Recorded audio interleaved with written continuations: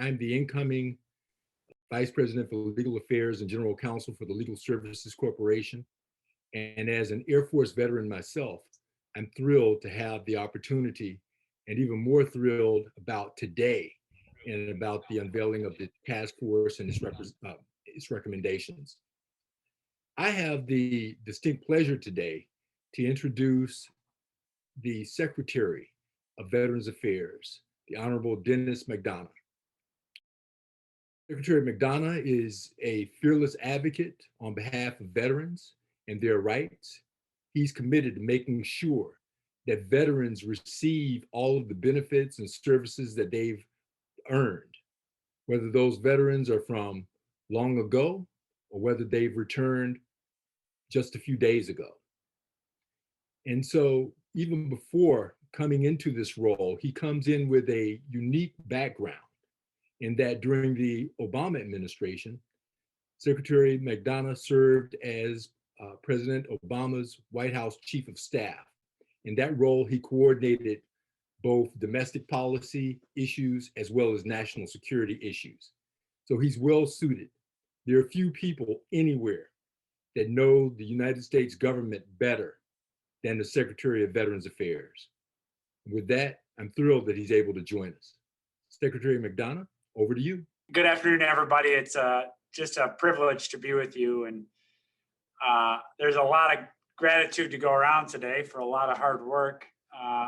Let me start with Will after that nice, kind introduction for your service to the nation.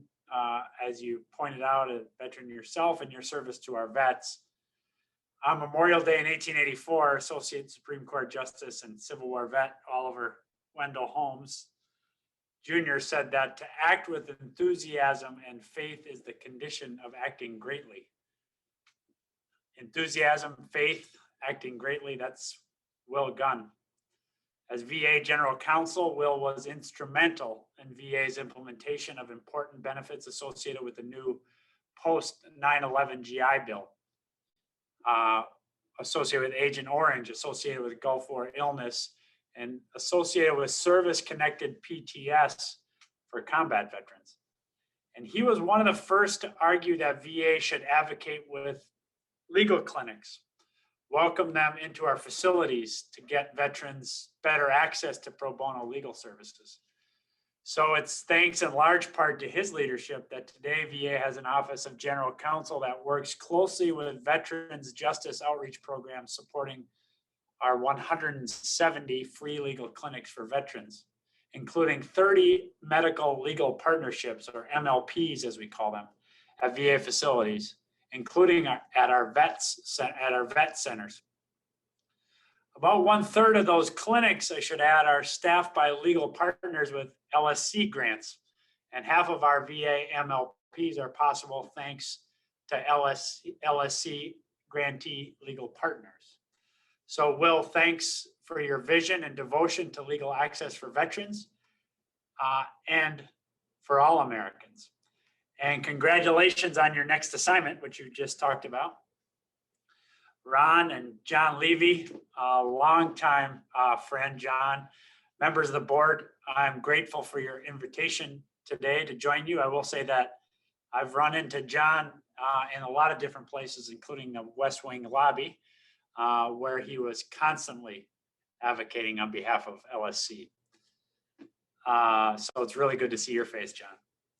For over 45 years now, LSC has advocated equal justice for veterans. I'm thankful for your work and for LSC's enduring partnership with us. Let me just acknowledge real quickly task force co-chairs David Halverson, Abigail Kusma, John Malcolm, and the rest of the Powerhouse Veterans Task Force. Your report is yet another example of critical work that LSC does for our vets. The release couldn't be more welcome or timely. It's almost like it was choreographed. First, earlier this month, we welcomed our new General Counsel, Dick Sauber, to Veterans Affairs. And I'm looking forward to working with him on your report. Last Tuesday, President Biden restored DOJ's access to justice function and the White House Legal Aid Interagency Roundtable. Everyone in this country, the president wrote, should be able to avail themselves of the protections that our laws afford on equal footing. Legal services are crucial, he continued, to the fair and effective administration of our laws and public programs and the stability of our society. It's about increasing, he continued, meaningful access to our legal system. That just so happens to be your purpose, LSC's purpose. And that's what the Veterans Task Force work is about, helping advance protection of the law for those who have selflessly served this country. Many such vets of color, were reminded, maybe on this day in particular, having served to protect rights that they themselves had not fully benefited from in this country. Next Monday is Memorial Day, our nation's opportunity to honor the men and women who gave their lives serving the nation and those who brought the wars home with them. The task force work, and more broadly, LSC's work expanding veterans' access to legal services, honors those veterans who gave their lives to defend our Constitution and keep us free. So to the task force and everyone at LSC, thank you. Thank you very much. Your work is about helping fulfill what President Biden calls our most sacred obligation, preparing and equipping troops we send into harm's way, and when they return home, caring for them and their families. Inextricably linked to caring for and supporting veterans and their families is legal access. Here's why. Last Tuesday, the Department of Defense and VA held our biennial conference coordinating suicide prevention efforts for service members and veterans. We all know veteran suicide is a national crisis, a persistent epidemic in the midst of a global COVID-19 pandemic. But for veteran suicide, there's no vaccination, no single solution. But we know it's preventable. Veteran suicide is often the outcome of interconnected, complex struggles that gather strength, often not in any clear or linear way, and produce a powerful destructive force, an intense crisis leading to despair and utter hopelessness. Perhaps it's incidences of post-traumatic stress or TBI or chronic pain from injuries of war. Perhaps it's legal problems, justice involvement, incarceration. Perhaps it's financial challenges, unemployment, debt, or both. Perhaps it's a broken home or loss of a loved one. And adding to that, maybe substance abuse or alcohol or opioids or other drugs. Or maybe it's a toxic combination of all those factors, a subtle, incremental accumulation of challenges. Many of these challenges are directly related to or a byproduct of legal problems. And we know that veterans facing legal challenges are 86% more likely to have suicidal ideation. They're 56% more likely to attempt suicide. And social determinants like these are as relevant as other medical factors like depression. So a common denominator underlying the challenges of veteran suicide are legal issues, especially for veterans struggling at or near the poverty line. Talk about sentences you never thought you would utter. Veterans struggling at or near the poverty line. Men and women who signed up, swore an oath, pledged their life to the defense of this country at or near the poverty line. In fact, one of the top unmet needs for homeless veterans, another phrase you think you would never utter, homeless veterans, men and women alike, is legal assistance. Legal assistance in 6 areas: family law, court fees and fines, credit issues and debt collection, expungement of a criminal record, child support issues, and tax issues. All these are complicators that can lead to mental health challenges, homelessness, and suicide. In short, if we're talking about veterans' legal challenges, by definition, we're talking about their health care, about their well-being. Because veteran well-being is about more than health care. It's about more than benefits. And as good as VA clinicians are, in fact, they are the best in the world, as we're seeing every day. They can't fix veterans' legal challenges.